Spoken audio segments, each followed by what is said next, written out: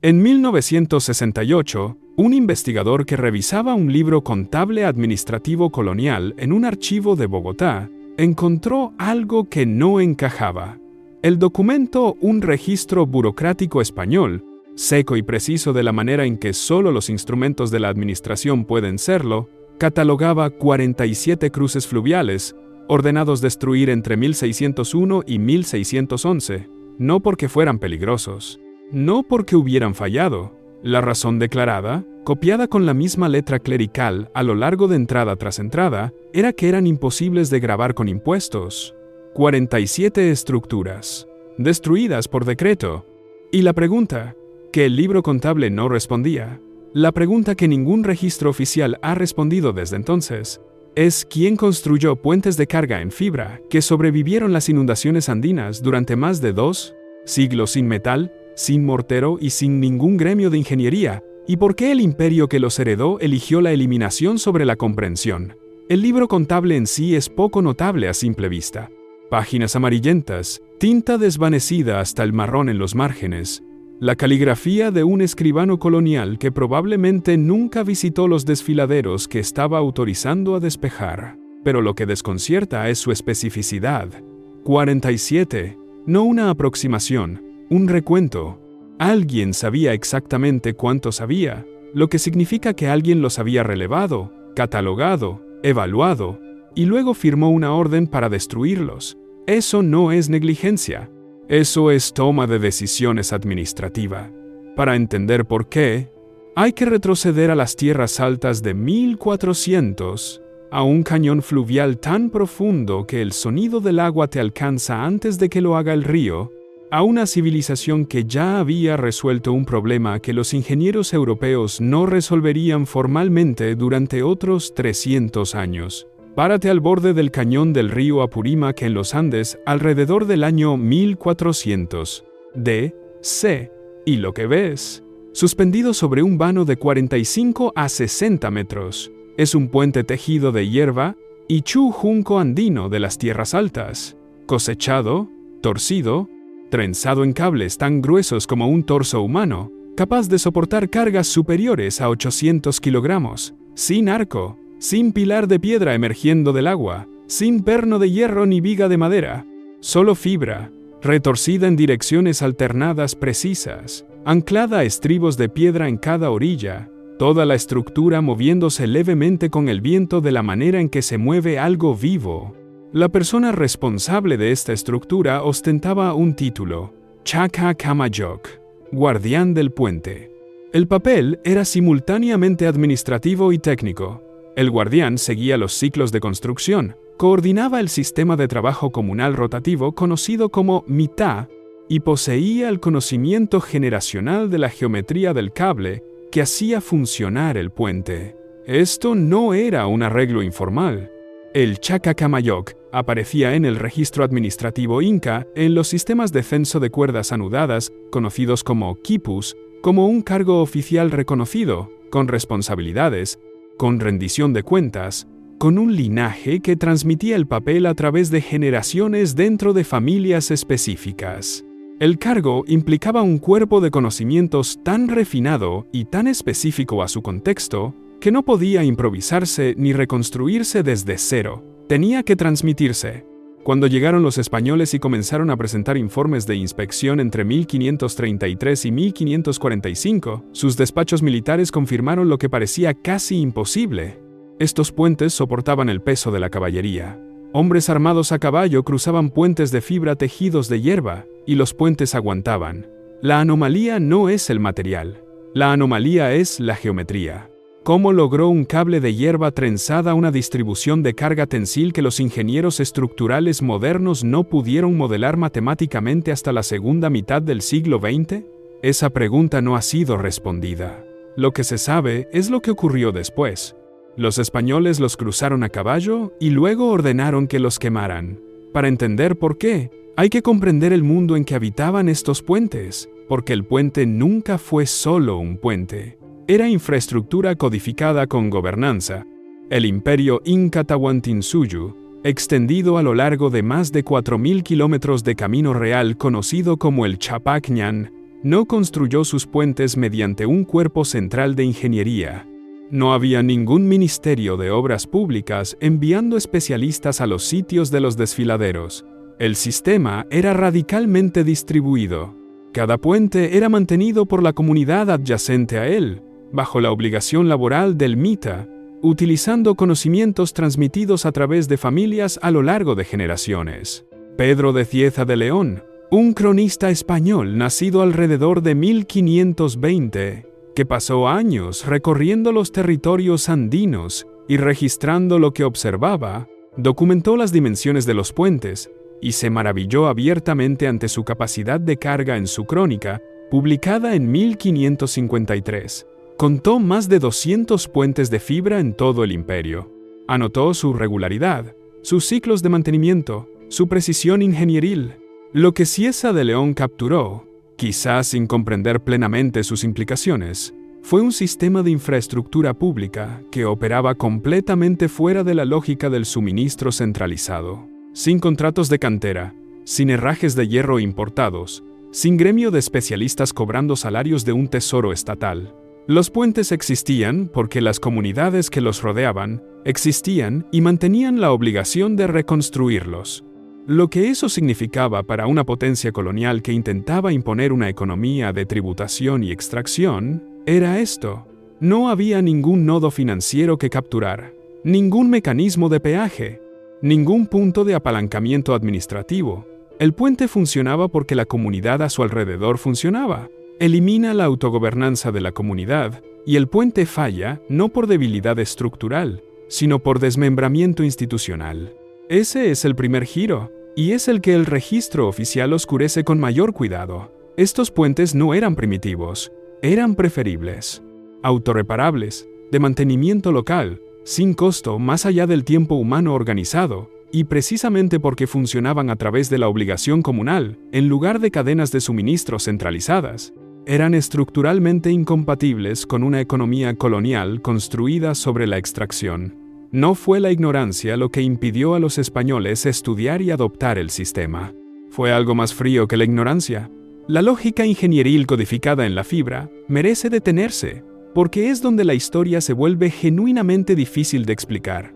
En el sitio del puente Queso-Achaca, en Huinchiri, provincia de Canas, Perú, un cruce con un ciclo de construcción documentado que se remonta al equivalente de alrededor de 1350 DC. La configuración estructural sigue una gramática precisa. 4 cables principales de carga, cada uno de aproximadamente 10 centímetros de diámetro, retorcidos en direcciones Z y S alternadas, para distribuir la tensión a través del trenzado, en lugar de concentrarla en cualquier punto único. 2 cables de pasamanos. Una celosía de suelo tejida entrelazada con los cables principales para crear estabilidad lateral. El sistema no es improvisado. Refleja decisiones ingenieriles acumuladas sobre puntos de fallo, sobre transferencia de carga, sobre el comportamiento del material bajo tensión sostenida que se alcanzaron a lo largo de generaciones de observación y refinamiento. Cada torsión del cable lleva información. La alternancia de torsión en Z y en S no es decorativa. Es una solución mecánica a un problema específico: cómo evitar que un cable trenzado se deshaga bajo estrés lateral.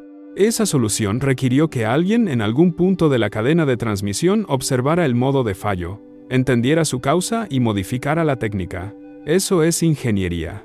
En 2019, un estudio computacional de ingenieros estructurales del MIT confirmó lo que el puente había estado demostrando durante 6 siglos. La geometría de distribución de carga del puente colgante de fibra Inca coincide de forma independiente con los principios matemáticos que subyacen al diseño moderno de puentes colgantes. James Finley, el ingeniero estadounidense al que se atribuye la formalización del concepto del puente colgante, publicó su marco en 1801. La configuración Inca lo antecede por al menos 300 años. Una estructura, 2 civilizaciones, 3 siglos de diferencia, y solo una de ellas fue recordada en los libros de texto de ingeniería. La pregunta que el estudio del MIT plantea sin resolver completamente es si esto representa una convergencia independiente, 2 tradiciones ingenieriles llegando a la misma solución por separado, o si la observación europea, colonial de los puentes andinos contribuyó, sin crédito, al linaje intelectual que produjo la obra de Finley? Esa pregunta permanece abierta. Ninguna institución la ha investigado formalmente. El patrón ingeniería indígena de fibra, logrando resultados estructurales que la taxonomía occidental clasificaría posteriormente como imposibles o primitivos, no aparece. Solo en los Andes, en las estribaciones del Himalaya, en lo que hoy es el noreste de India, el pueblo Warkasi de Meghalaya desarrolló una tecnología de puentes que opera sobre un principio biológico completamente diferente y llega a un resultado estructuralmente similar.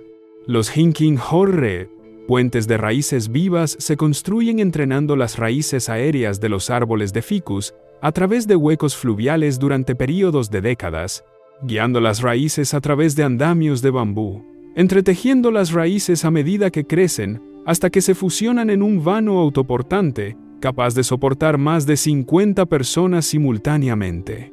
Los puentes se fortalecen con la edad en lugar de debilitarse. Los registros de la encuesta colonial británica de la presidencia de Bengala en las décadas de 1860 y 1870 catalogaron estas estructuras como cruces nativas de integridad estructural poco confiable. La clasificación apareció en mapas oficiales. Entró en el lenguaje administrativo. Determinó qué cruces recibían inversión en mantenimiento y cuáles no. Lo que el informe oficial no registró, y lo que la evidencia física ha hecho innegable desde entonces, es que esos mismos puentes siguen en pie. Los puentes de hierro coloniales construidos en el mismo período han desaparecido, oxidados, derrumbados, reemplazados o simplemente ausentes del paisaje que los puentes de raíces vivas continúan cruzando. El informe oficial los llamó temporales. Eso fue en 1878. Todavía están ahí. Y la pregunta que el registro de la encuesta de la presidencia de Bengala no responde, que nunca se le ha pedido que responda, es ¿qué estándar ingenieril se aplicó realmente cuando se asignó la clasificación de poco confiable? Porque no se documenta ninguna prueba de carga. Ningún cálculo de tensión aparece en el expediente. Se escribió la palabra poco confiable y el presupuesto siguió a la palabra. De vuelta en los Andes, el mecanismo de destrucción se hace visible no en órdenes dramáticas de demolición, sino en una reforma burocrática tan precisa que solo pudo haber sido deliberada. El virrey Francisco de Toledo llegó al Perú en 1569 y pasó los años siguientes reestructurando cada sistema de gobernanza indígena que la colonia había heredado. Sus ordenanzas, emitidas en 1575, reorganizaron la obligación laboral del MITA, el mismo sistema de trabajo comunal rotativo que construía y mantenía los puentes de fibra, y lo redirigieron hacia las minas de plata de Potosí.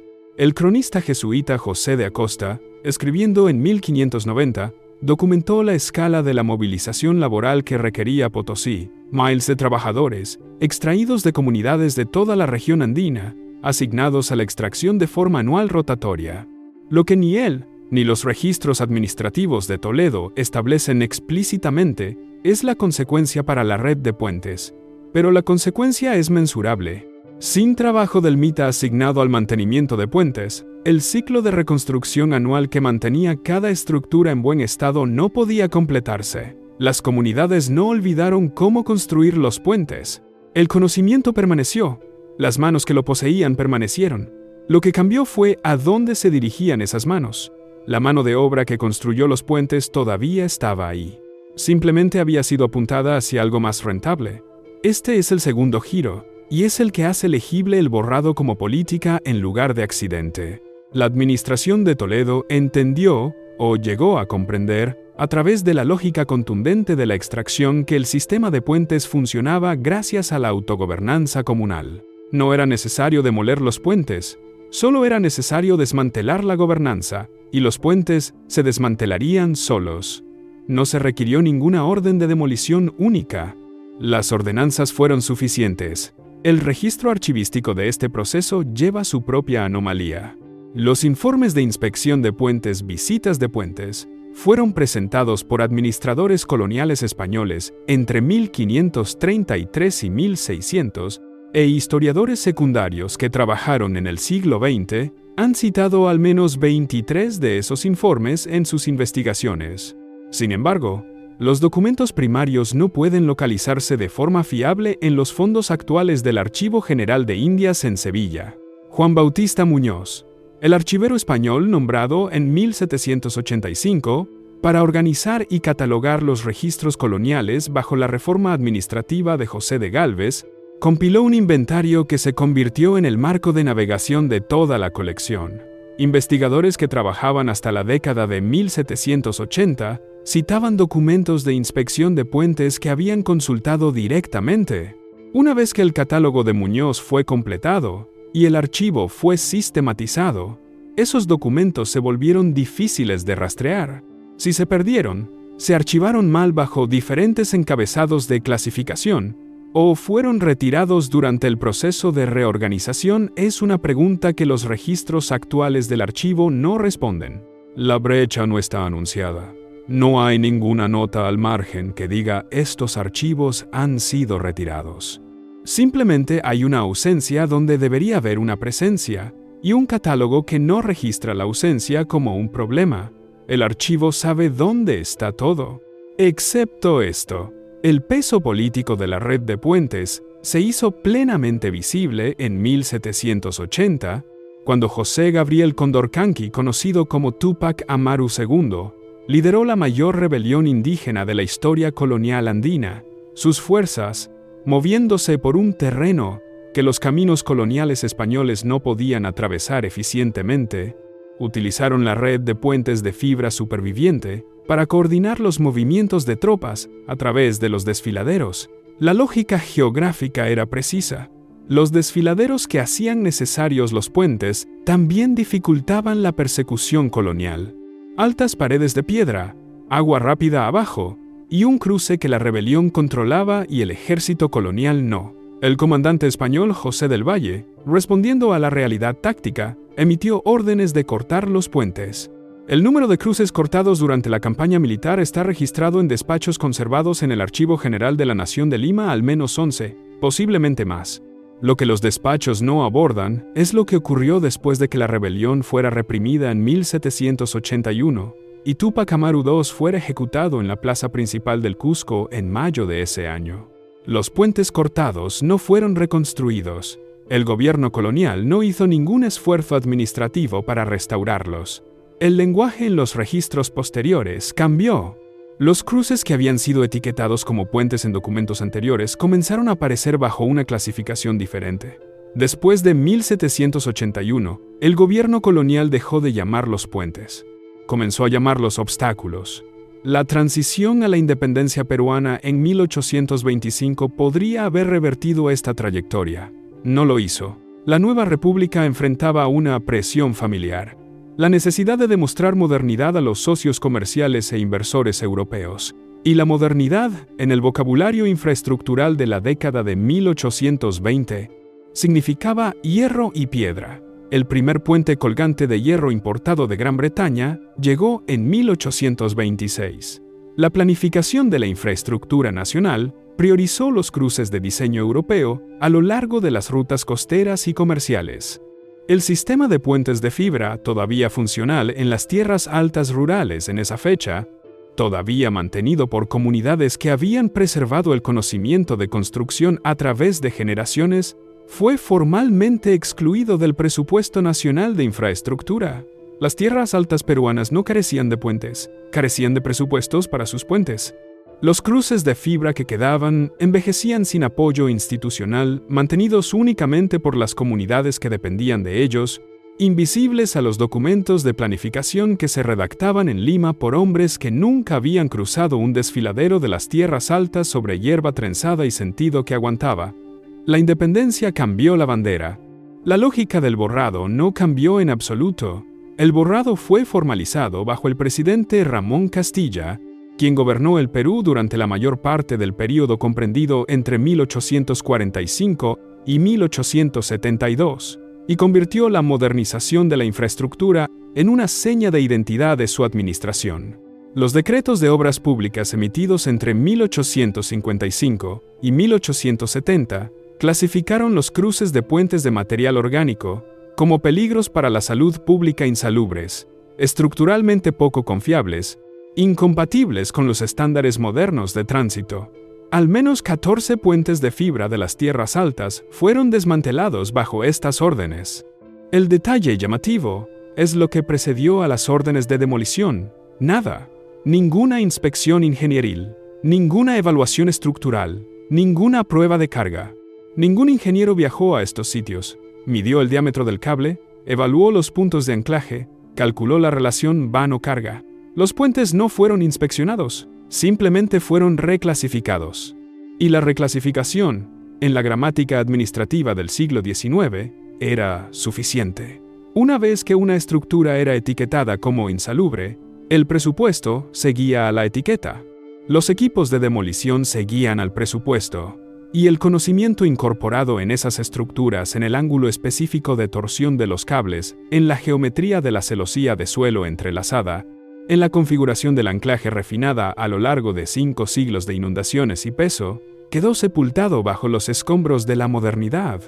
El marco intelectual que hizo que esta reclasificación pareciera científicamente legítima se estaba construyendo simultáneamente en instituciones académicas de 2 continentes. Lewis Henry Morgan, el antropólogo estadounidense cuya obra de 1877, La Sociedad Antigua, estableció una taxonomía evolutiva de las civilizaciones humanas, organizó su marco en torno a la evidencia material. Las civilizaciones que utilizaban materiales orgánicos se encontraban en una etapa de desarrollo anterior a las que utilizaban piedra y metal. La clasificación se presentó como descriptiva. En la práctica funcionaba como administrativa. Las estructuras construidas con materiales orgánicos podían ser etiquetadas como preingeniería, independientemente de su rendimiento estructural real. En la India controlada por los británicos, el mismo marco condicionó la forma en que los ingenieros del Departamento de Obras Públicas Colonial presentaban sus informes. Puentes de raíces vivas, vanos de fibra, cruces de bambú, todos archivados bajo categorías que los situaban fuera de la línea presupuestaria para infraestructura permanente. El marco de Morgan dio al establecimiento ingenieril colonial un vocabulario que sonaba científico y funcionaba como permiso. El momento de esta taxonomía es la anomalía. La clasificación de las estructuras de material orgánico como primitivas fue formalizada en las décadas de 1870 y 1880, décadas después de que el puente Queshuachaca ya hubiera demostrado más de 5 siglos de cuara, solidez estructural continua. La taxonomía fue creada después de que la evidencia de durabilidad ya estaba en el registro, lo que significa que no era una descripción, era una justificación retroactiva. La categoría primitivo no era una medición, era una decisión presupuestaria, y sin embargo, algo sobrevivió. En la provincia de Canas, Perú, en el cruce de Queshuachaca, 4 comunidades circundantes han reconstruido el mismo puente de fibra cada junio sin interrupción. El vano es de 28 metros. La construcción requiere aproximadamente 1,000 trabajadores durante 3 días. Utilizando hierba ichu cosechada de las tierras altas circundantes, torcida y trenzada, utilizando técnicas transmitidas dentro de las familias a través de generaciones ininterrumpidas, sin materiales importados, sin contratista de ingeniería, sin financiación externa necesaria para ejecutar la construcción. El conocimiento vive en las manos, no en los documentos.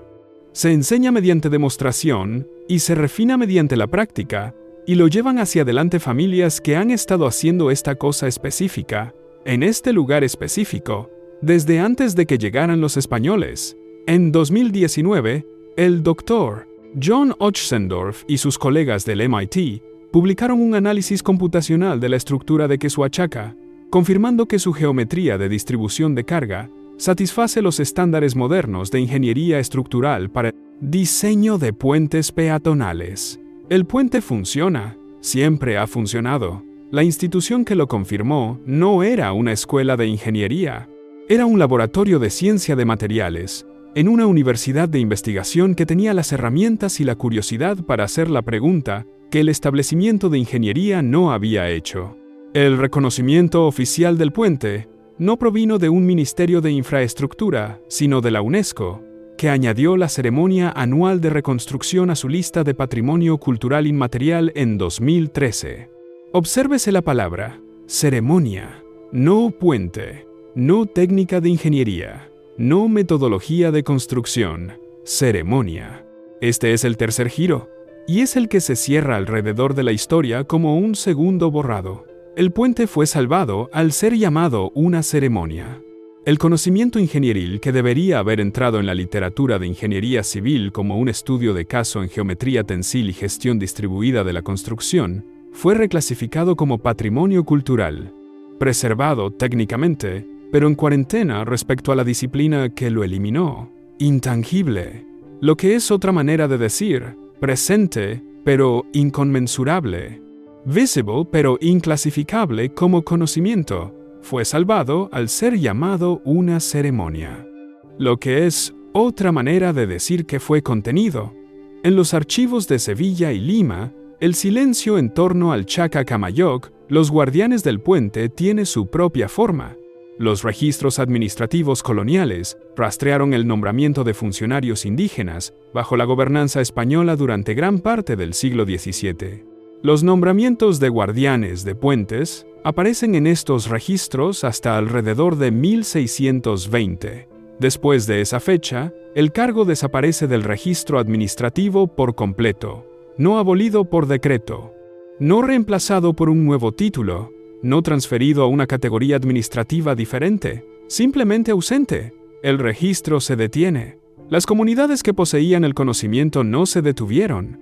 El linaje de Quezhuachaca continuó. Victoriano Arizapana, documentado por etnógrafos a finales del siglo XX como guardián de la tradición de reconstrucción, es prueba de que la transmisión nunca se interrumpió. Pero la administración dejó de registrarlo, lo que, en la lógica del mantenimiento de registros colonial, es funcionalmente equivalente al borrado. Si el registro no lo muestra, la institución no lo sabe. Y si la institución no lo sabe, no lo financia, no lo protege, no lo cuenta entre las cosas que vale la pena preservar. De más de 200 puentes de la época inca, documentados en todo el imperio, menos de uno permanece en uso estructural activo hoy en día. Menos de 12 han sido sometidos a un estudio arqueológico formal. La cadena de registro administrativo termina en 1620 y ninguna institución oficial ha producido una explicación satisfactoria de por qué el conocimiento, que claramente persistió en la práctica comunitaria, estaba simultáneamente ausente de todos los documentos oficiales producidos después de esa fecha. El silencio en el archivo no es neutral. El silencio a esta escala era una política. Hoy, los registros modernos primarios de la ingeniería de puentes inca están en manos de dos instituciones: un laboratorio de ciencia de materiales en una universidad de Cambridge, Massachusetts, y un organismo de patrimonio cultural en París. Ninguna es una escuela de ingeniería. Ninguna escuela de ingeniería civil ha incorporado formalmente la geometría tensil del diseño de Quezhuachaca en su currículo como punto de referencia histórico. Cada junio, en la provincia de Canas, aproximadamente 1000 personas reconstruyen un puente que el MIT ha confirmado que cumple los estándares modernos de ingeniería estructural, utilizando conocimientos que sus familias han llevado durante 6 siglos. Mientras que la disciplina responsable de construir los puentes colgantes del mundo permanece oficialmente sin registro de este precedente en su literatura fundacional, la reconstrucción anual dura 3 días. Ha estado ocurriendo, sin reconocimiento institucional, durante más tiempo del que los Estados Unidos han existido como país. Considera lo que eso significa para la historia ingenieril más amplia del planeta. Si una tradición documentada, físicamente superviviente, computacionalmente validada, puede permanecer invisible para la disciplina que anticipó en 3 siglos, la pregunta no es si este es un caso aislado. La pregunta es, ¿cuántos más hay? ¿Cuántos sistemas de construcción, ciencias de materiales, geometrías estructurales desarrolladas fuera de la tradición europea fueron encontradas por administradores coloniales, clasificadas como primitivas, por marcos académicos construidos a posteriori, despojadas de su mano de obra de mantenimiento por sistemas de obligación reorganizados, y luego demolidas bajo decretos de salud pública que no requerían revisión ingenieril alguna? Los 47 cruces de ese libro contable de Bogotá representan un número con una respuesta específica y acotada. El número de sistemas de conocimiento que siguieron el mismo camino de borrado nunca ha sido contado. Y la distancia entre esos dos hechos, un número conocido, un número nunca buscado, puede ser la medida más precisa que tenemos de cómo opera el silencio institucional a lo largo de los siglos. La pregunta no es si el conocimiento sobrevivió. Sobrevivió.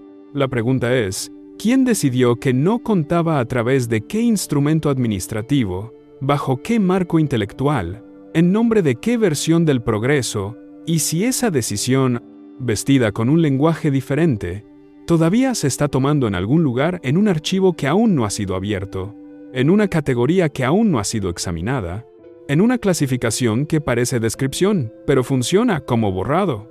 El último puente inca se reconstruye cada año. Ha sido reconstruido durante 6 siglos, y en algún lugar, en la textura de ese acto anual, en el olor de la hierba ichu fresca, en el peso del cable trenzado, en el sonido de la fibra tensada sobre un desfiladero, que los mapas coloniales una vez etiquetaron como un obstáculo, algo espera una pregunta que el registro oficial nunca ha conseguido plantearse a sí mismo.